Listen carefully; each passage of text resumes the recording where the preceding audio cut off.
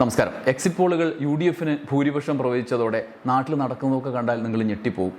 ഈ വീഡിയോയിലെ പ്രധാന വിഷയത്തിലേക്ക് കടക്കുന്നതിന് മുമ്പ് ഞെട്ടലിൽ ഒന്ന് ആദ്യം അനുഭവിപ്പിക്കാം. ഇതാ PV അൻവറിന്റെ ഒരു പ്രഖ്യാപനം. എന്റെ വെല്ലുവിളി ആ പറയുന്ന ആത്മവിശ്വാസത്തിൽ സത്യസന്ധമായിട്ടാണ് ബേപ്പൂരിലെ വോട്ടർമാരോട് അദ്ദേഹം അത് പറയുന്നെങ്കിൽ കോഴിക്കോട് പത്രമാധ്യമങ്ങളുടെ മുന്നിൽ നിങ്ങളുടെ പ്രസ് ക്ലബ്ബിൽ ഇരുന്നിട്ട് ഞാനൊരു അഗ്രിമെന്റിന് തയ്യാറാണ്. ബേപ്പൂരിൽ ഞാൻ പരാജയപ്പെട്ടാൽ കിഡ്സൺ കോർണർ തൊട്ട് നമ്മുടെ റെയിൽവേ സ്റ്റേഷൻ വരെ ഞാൻ മൊട്ടയടിച്ചിട്ട് കാതിൽ 2 കമ്മലിട്ട് നടക്കാം. അതായത് ബേപ്പൂരിൽ തോറ്റു കഴിഞ്ഞാൽ തല മുട്ടയടിച്ചിട്ട് കമ്മലൊക്കെ ഇട്ടിട്ട് ഇങ്ങനെ നടന്നു പോകുന്നതാണ് PV അൻവർ പറയുന്നത്. ആവേശകുമാരന്മാരുടെ തള്ളിച്ചയാണ് എങ്ങും. അതിൽ പ്രധാനം ഇത്തരം ആളുകളുടെ ഈ VD സതീശൻ്റെ നേതൃത്വത്തിലുള്ള പ്രതിപക്ഷത്തിനും BJPയുടെ പ്രതിപക്ഷത്തിനും അപ്പുറത്ത് മറ്റ് പല രീതിയിൽ അവിടെ നിന്ന് സംഘർഷത്തിലേർപ്പെട്ട് മാറി നിൽക്കുന്ന ആളുകളുടെ, അത് രാഷ്ട്രീയക്കാർ, ഉദ്യോഗസ്ഥർ ഒക്കെ അടങ്ങിയ ആളുകളുടെ ഒരു വലിയ പ്രഖ്യാപനങ്ങളും ആഹ്ലാദ പ്രകടനവുമാണ്. ഒപ്പം മറ്റ് രാഷ്ട്രീയമായ അനുരണനങ്ങൾ വേറെയുണ്ട്. ഒരു വെളിച്ചപ്പാടിൻ്റെ അവസ്ഥകളിലാണ് ഇത്തരം ആളുകൾ കടന്നു പോകുന്നത്. അതിൽ പ്രധാനം പിണറായിയുടെ ചീത്ത വിളിക്കലാണ്. പ്രത്യേകിച്ച് മാധ്യമങ്ങളിലും സോഷ്യൽ മീഡിയയിലും അവതാരങ്ങൾ ഇറങ്ങി നിന്ന് വെളിച്ചപ്പാടാടുന്നത് നമുക്ക് കാണാം. 3 തരത്തിലുള്ള വെളിച്ചപ്പാടുകളാണ് എക്സിറ്റ് പോളിന് ശേഷം ചുറ്റും കാണുന്നത്. അതാണ് നമ്മൾ വിശദമായി പരിശോധിക്കുന്നത്. ഒന്ന് 3 കക്ഷികളെ സംബന്ധിച്ചാണ്. LDF, UDF, BJP.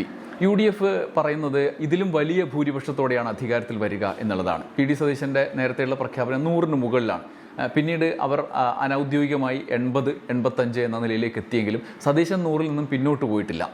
അതിനിടയിലാണ് എക്സിറ്റ് പോള് ആ 100-ലേക്ക് എത്തില്ല, 80-90 വരെ ഉള്ള 70 മുതൽ അങ്ങോട്ടുള്ള സീറ്റുകൾ പറഞ്ഞുകൊണ്ട് അധികാരത്തിൽ വരും എന്ന് പറയുന്നത്. UDF വലിയ ആഹ്ലാദത്തിലാണ്. അവരുടെ ഓരോ ഘട്ടവും അവരുടെ പ്രതീക്ഷ നിലനിർത്തിക്കൊണ്ട് മുന്നോട്ട് പോകുന്നുണ്ട്. എക്സിറ്റ് പോളും ആ പ്രതീക്ഷയ്ക്ക് ഒരു ബലം നൽകുന്നുണ്ട് എന്നുള്ള സാഹചര്യമുണ്ട്. ഈ സാഹചര്യത്തിൽ മുഖ്യമന്ത്രി സ്ഥാനാർത്ഥി സംബന്ധിച്ച ഒരു തുടർ ചർച്ചയ്ക്ക് വഴിവെക്കുന്ന ഒരു പ്രഖ്യാപനം കൂടി ഇന്നുണ്ടായി. അത് ലീഗിൻ്റെ സംസ്ഥാന പ്രസിഡന്റ് പാണക്കാട് സാദിഖ് അലി ശിഹാബ് തങ്ങളുടേതാണ്. ഈ എക്സിറ്റ് പോളുകളുടെ വികാരം VD സതീശൻ മുഖ്യമന്ത്രിയാകുന്ന സാഹചര്യത്തിലേക്ക് വിരൽ ചൂണ്ടുന്ന ഒരു സൂചനയാണ് അദ്ദേഹം നൽകിയത്. അതുകൊണ്ട് VD സതീശൻ ക്യാമ്പ് തങ്ങളുടെ പ്രവർത്തനങ്ങൾ സജീവമാക്കി തുടങ്ങി. എക്സിറ്റ് പോളിന് ശേഷം എന്നുകൂടി വ്യക്തമാക്കേണ്ടതുണ്ട്. നേരത്തെ PJ ജോസഫ് രംഗത്ത് വന്നു. ഘടകകക്ഷികളെല്ലാം VD സതീശനൊപ്പം അണിനിരക്കുന്ന ഒരു സാഹചര്യം പരസ്യമായി തന്നെ പ്രഖ്യാപിക്കുന്നുണ്ട് എന്നുള്ളതാണ് ഒരു വസ്തുത. ഇനി KPCCയുടെ കൂടി നേതൃത്വം എങ്ങനെയാണ് നിലപാടെടുക്കുക എന്നുള്ളതാണ് അടുത്ത ഘട്ടം. അതിനു മുമ്പ് മെയ് 4-ന് ജയിക്കണം. അതിന് മുമ്പുള്ള സാഹചര്യമാണല്ലോ നമ്മൾ പരിശോധിക്കുന്നത്. രണ്ടാമത്തേത് LDF ആണ്. LDF MV ഗോവിന്ദൻ മുതൽ TP രാമകൃഷ്ണൻ വരെ രംഗത്തെത്തി. ഗോവിന്ദൻ മാഷ് തെരഞ്ഞെടുപ്പിൻ്റെ അവസാന ഘട്ടത്തിലൊന്നും കാര്യമായി സംസാരിച്ചില്ല. അതിനുശേഷം ഇപ്പോഴാണ് അദ്ദേഹം ഈ എക്സിറ്റ് പോളിന് ശേഷം അദ്ദേഹം രംഗത്ത് വരികയും ഈ പ്രതീക്ഷ ആണ് അവർ ആവർത്തിച്ച് പ്രകടിപ്പിക്കുന്നത്. എക്സിറ്റ് പോളിൽ 70 മുതൽ അങ്ങോട്ട് നിന്നാണല്ലോ സീറ്റ്. ഇപ്പോൾ UDF അധികാരത്തിൽ വരുന്നത് 70 മുതൽ 78 വരെ അല്ലെങ്കിൽ 75 വരെ എന്നൊക്കെ പറയുന്നതാണ് കൂടുതലും. അപ്പോൾ ഈ 70 എന്ന് പറഞ്ഞാൽ ഭൂരിപക്ഷമല്ല. അതായത് കുറഞ്ഞ സീറ്റ് എന്ന് പ്രവചിക്കുന്നതിൽ ഭൂരിപക്ഷം അവർക്കില്ല എന്നുള്ള ഒരു വസ്തുത അവിടെയുണ്ട്. അതൊക്കെ ഇവർക്ക് പ്രതീക്ഷ നൽകുന്നുണ്ട് LDFന്.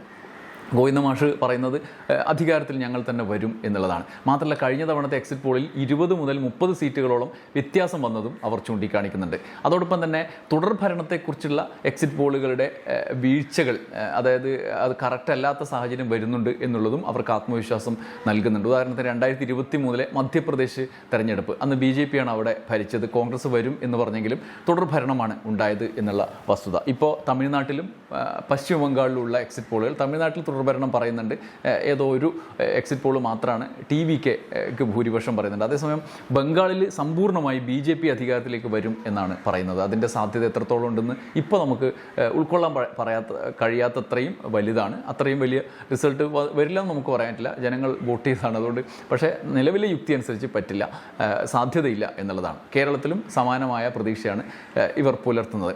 ഇനി മൂന്നാമതായി BJPയുടെ ആഹ്ലാദമാണ്. ഒരുവിധം സർവേകളെല്ലാം അവർക്ക് ഒരു സീറ്റെങ്കിലും കിട്ടുമെന്ന് പ്രവചിക്കുന്നുണ്ട്. അത് അവരെ സംബന്ധിച്ച് ആഹ്ലാദകരമാണ്. 18 വരെ സീറ്റ് കിട്ടുമെന്ന് പറഞ്ഞ് കോമഡിയായ സർവേകളും ഒരു ഭാഗത്തുണ്ട്. എന്നാലും BJPക്ക് ഒരു സീറ്റ് കിട്ടുമെന്ന് ഉറപ്പ് പറയുന്ന വിധത്തിലേക്ക് മിക്ക സർവേകളും പോയിട്ടുണ്ട്. അതിൻ്റെ ഒരു ആഹ്ലാദം അവർക്കുണ്ട്. പ്രധാന നേതാക്കളെല്ലാം മൊത്തത്തിലുള്ള വോട്ടിംഗ് പേഴ്സൻറ്റേജിൽ എല്ലാ കാലത്തും ആഹ്ലാദിച്ചിരുന്ന, വർധനയിൽ ആഹ്ലാദിച്ചിരുന്ന അവർ ഇത്തവണ അതിനപ്പുറത്ത് സീറ്റ് പിടിക്കുക എന്നുള്ള ശ്രദ്ധയോടുകൂടിയാണ് പ്രവർത്തിച്ചത് എന്ന് രാജീവ് ചന്ദ്രശേഖർ ക്യാമ്പ് തന്നെ പറയുന്നുണ്ട്. അതുകൊണ്ട് അവർക്ക് ജയം അനിവാര്യമാണ്, ഒരു സീറ്റെങ്കിലും എന്നുള്ളതാണ്.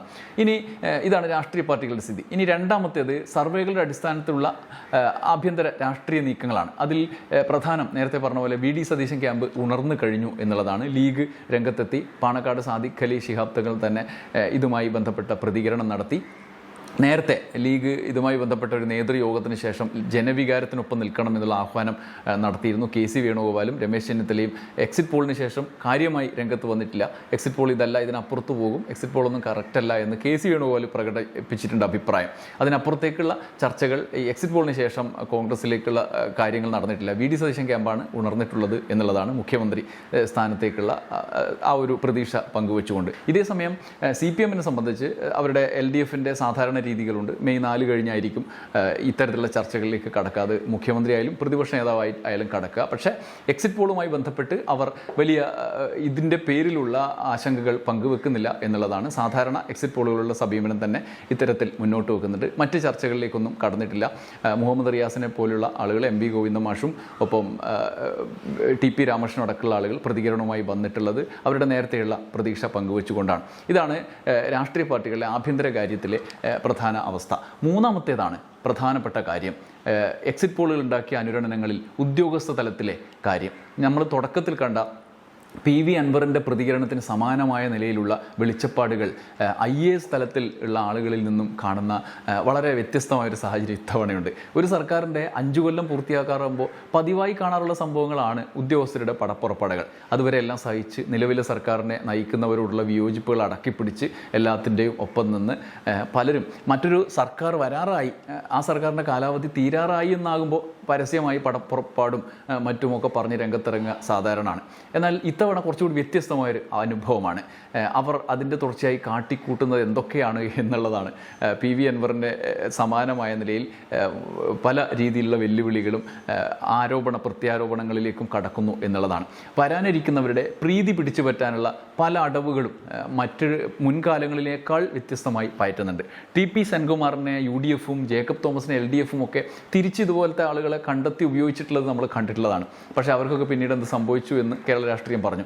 ഇത്തവണ കൃഷി വകുപ്പിലും KSRTC-യിലും പൊതുമരാമത്തിലും അടക്കം നിർണായക ചുമതലകളിരുന്ന ചില IAS-കാരൊക്കെ 5-ാം കൊല്ലം തിരിച്ചറിവ് നേടി അതുവരെയുള്ളതൊക്കെ മൊത്തം കുഴപ്പമാണെന്ന് കണ്ടെത്തി ചാനൽ ചർച്ചകളിലേക്കും പ്രസ് മീറ്റുകളിലേക്കും ആത്മകഥകളിലേക്കും ഒക്കെ തിരിഞ്ഞു കഴിഞ്ഞു. ചിലർ അന്തം വിട്ട് പ്രതികരിക്കുന്നതും കാണാം. ബിജു പ്രഭാകർ പോലും രംഗത്തെത്തി പറയുന്നത് എന്തൊക്കെയാണെന്ന് കേട്ടാൽ നമുക്ക് തല പെരുത്തുപോകും. കഞ്ചാവ് ഉപയോഗത്തിൻ്റെ നിയമസാധ്യത വരെ മൂപ്പരിപ്പോൾ തന്നെ തീരുമാനിച്ച് കഴിഞ്ഞിട്ടുണ്ട്. അങ്ങനെ നാടുനീളം നടന്ന അഭിമുഖങ്ങളിൽ അദ്ദേഹം ബിജു പ്രഭാകറിൻ്റെയൊക്കെ അദ്ദേഹം തെരഞ്ഞെടുപ്പ് കാലത്ത് പ്രചരണത്തിന് വരെ പോയിട്ടുള്ള കാര്യങ്ങൾ വാർത്തയായി വന്ന റിപ്പോർട്ടുകൾ നിങ്ങൾ കണ്ടിട്ടുണ്ടാവും. എന്തായാലും ഈ സാഹചര്യത്തിൽ സർവീസിലുള്ള മറ്റ് 2 പേരുടെ പ്രതികരണങ്ങളും പ്രധാനമാണ്. B അശോകും N പ്രശാന്തും ഉൾപ്പെടെയുള്ള ആളുകളും. എന്തായാലും ഈ മൂവരും തെരഞ്ഞെടുപ്പ് പ്രചരണത്തിന് പ്രതിപക്ഷത്തിന് സഹായകരമായ അഭിമുഖ പരിപാടികളും ചാനൽ ചർച്ചകളുമായി സജീവമായി രംഗത്തുണ്ടായിരുന്നു.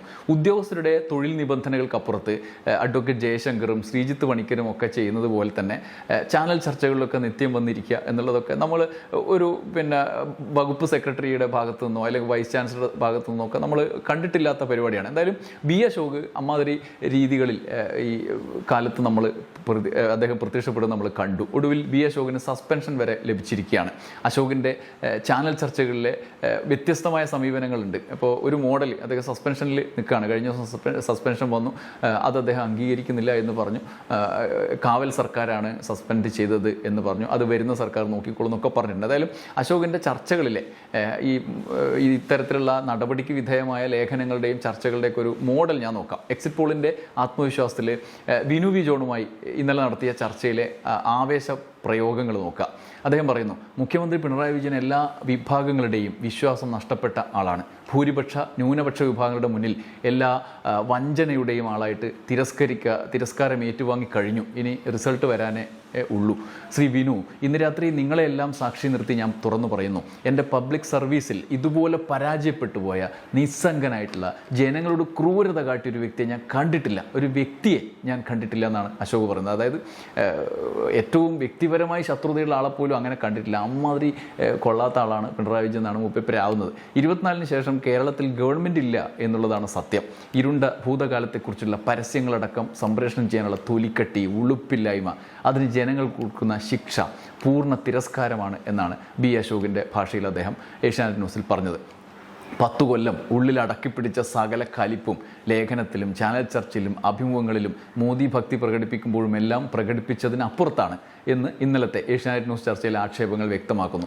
ഇതുവരെ ചെയ്തതിനുള്ള പ്രത്യുപകാരമായി തൻ്റെ സസ്പെൻഷൻ ഇനി അടുത്ത സർക്കാർ നോക്കിക്കോളും എന്ന പ്രതീക്ഷയും അദ്ദേഹം പങ്കുവെക്കുന്നുണ്ട്. അദ്ദേഹത്തിൻ്റെ ഭാഷയിൽ പറഞ്ഞാൽ ഉളുപ്പില്ലാതെ ഈ IAS ഉദ്യോഗസ്ഥൻ ആ പ്രതീക്ഷ വരുന്ന സർക്കാർ എന്നെ നോക്കിക്കോളും എന്നുള്ള പ്രതീക്ഷ പങ്കുവെക്കുന്നത് നമുക്ക് കാണാം. ഇതേ സമീപനമാണ് ഇതുവരെ പുറത്തു വന്ന പലരും പ്രകടിപ്പിച്ച് കൊണ്ടിരിക്കുന്നത്. അശോകും പ്രശാന്തും സർവീസിൽ പ്രതിഫലം പ്രതീക്ഷിക്കുമ്പോൾ ബിജു പ്രഭാകറിനെ പോലുള്ളവർ റിട്ടയർ ആയതിനു ശേഷമുള്ള സാധ്യതകളിലേക്കാണ് ചുവടുവെക്കുന്നത്. സെൻകുമാറും ജേക്കബ് തോമസും ശ്രീലേഖയും ഒക്കെ പോയ വഴികളിൽ ഇനിയും ഒരുപാട് നക്ഷത്രങ്ങൾ പൊട്ടിപ്പുറപ്പെടാൻ സാധ്യതയുണ്ട് എന്ന് ഈ അനുഭവങ്ങൾ നമ്മളെ ബോധ്യപ്പെടുത്തുന്നുണ്ട്. ആദ്യഘട്ടത്തിൽ അത് കോൺഗ്രസിനൊപ്പവും പിന്നാലെ ദേശസ്നേഹ പാർട്ടിക്കൊപ്പവുമായി മാറിയാലും അത്ഭുതപ്പെടാനില്ല. എന്തായാലും എക്സിറ്റ് പോൾ വന്നപ്പോൾ തന്നെ ഇതാണ് അവസ്ഥ. എന്നാൽ ശരിക്കും പോൾ UDFനെ അധികാരത്തിലേറ്റിയാൽ ആരൊക്കെയായിരിക്കും രംഗത്ത് വരിക എന്നുള്ളത് പ്രധാനപ്പെട്ട കാര്യമാണ്. ഇപ്പോൾ തന്നെ കേൾക്കുന്ന കഥകൾ നമ്മൾ ഞെട്ടിക്കുന്നതാണ്. കഴിഞ്ഞ ദിവസം 2 മണിക്കൂറോളമാണ് ഈ മുൻനിര നേതാവായ ഒരു നേതാവിൻ്റെ വീട്ടിൽ അയാളെ കാണാൻ വേണ്ടിയിട്ട് വേറൊരു IAS ഉദ്യോഗസ്ഥൻ, നമ്മൾ വളരെ ഇമേജുള്ള ആൾ എന്ന് പറയുന്ന ആൾ ഇതുപോലെ കാത്തിരുന്നത്. ഇതുപോലെ രോഷാകുലനായ രാജ്യസ്നേഹിയായ നാടിനെ സ്നേഹിക്കുന്ന പിന്തുണയുള്ള മുഖ്യധാരയുടെ പ്രിയങ്കരനായ നേതാവ്. ഇങ്ങനെ കേൾക്കുന്ന കഥകളിൽ പ്രമുഖരായ പലരും VD സതീശൻ്റെയും KCയുടെയും ചെന്നിത്തലയുടെയും വീടുകളിൽ ക്യൂവിലാണത്രേ. ഇനി അവർ തമ്മിലൊരു അടി ഉണ്ടാകാതിരുന്നാൽ നാട്ടുകാർക്ക് സമാധാനമായേനെ എന്നുള്ളത് മാത്രമേ നമുക്ക് ആഗ്രഹിക്കാനുള്ളൂ. ഇതിനൊക്കെ മേലെ തിരിച്ചറിയേണ്ട ഒരു കാര്യം കൂടിയുണ്ട്. 4-ാം തീയതിയിലുള്ള റിസൾട്ടിൽ കൂടി ഭൂരിപക്ഷം കിട്ടണം എന്നതാണ്. അല്ലെങ്കിൽ പിന്നെ എക്സിറ്റ് പോൾ ഏജൻസികളുടെ ഓഫീസിൻ്റെ വാതുക്കെ പോയി ഇവർ വല്ല കടുകയും ചെയ്യുമോ എന്നാണ് എൻ്റെ പേടി. അങ്ങനെയൊന്നും സംഭവിക്കാതിരിക്കട്ടെ എന്ന് ആഗ്രഹിക്കാം. എന്തായാലും ഒരു കാര്യം ഉറപ്പാണ്, പുറത്തു വന്ന എക്സിറ്റ് പോളുകളിൽ തരംഗമില്ല. ഭൂരിപക്ഷം UDFന് പ്രവചിക്കുന്നുണ്ട്. എതിർവികാരത്തിന് യുക്തിസഹമായ കാരണങ്ങൾ നിരത്തുന്നില്ല എന്നുള്ള വസ്തുതയുണ്ട്. 70 മുതൽ, അതായത് ഭൂരിപക്ഷം ഇല്ലാത്ത അവസ്ഥ മുതൽ അങ്ങോട്ട് ഭരണം നിലനിർത്താനുള്ള സീറ്റ് എന്നുള്ള നിലയിലാണ് ഒരു 3-ലധികം എക്സിറ്റ് പോളുകൾ, വിശ്വാസ്യതയുള്ള എക്സിറ്റ് പോളുകൾ മുന്നോട്ട് പറയുന്നത്. ആകപ്പാട് ഒരു പ്രതീക്ഷയാണുള്ളത്, തുടർഭരണത്തിലുള്ള മടുപ്പും ന്യൂനപക്ഷങ്ങളുടെ, പ്രത്യേകിച്ച് മുസ്ലിങ്ങളുടെ വോട്ട് ബാങ്ക് പൂർണ്ണമായി UDFനൊപ്പം എത്തും എന്നതാണ്. അതിൻ്റെ അടിസ്ഥാനത്തിൽ UDF അധികാരത്തിൽ വരും എന്ന്. അതൊക്കെ നടന്നാൽ അവർക്ക് കൊള്ളാം. എന്തായാലും മെയ് 4 വരെ കാത്തിരിക്കുകയേ നമുക്ക് നിവൃത്തിയുള്ളൂ. കാത്തിരിക്കാം. നന്ദി, നമസ്കാരം.